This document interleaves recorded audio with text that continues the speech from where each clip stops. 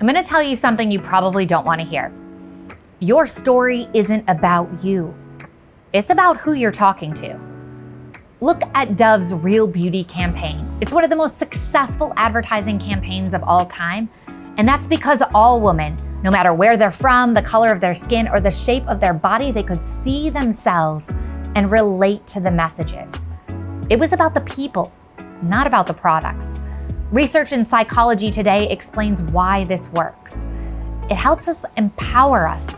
We connect and we relate, creating tons of brand loyalty. Instead of saying, look at what I can do, it's saying, look what we can do together. So how do you do this? It's simple. Think about who you're talking to, what their struggles are, what their victories are, and how you can empower them. Make them the hero of the story. And when you do that, you will have amazing results.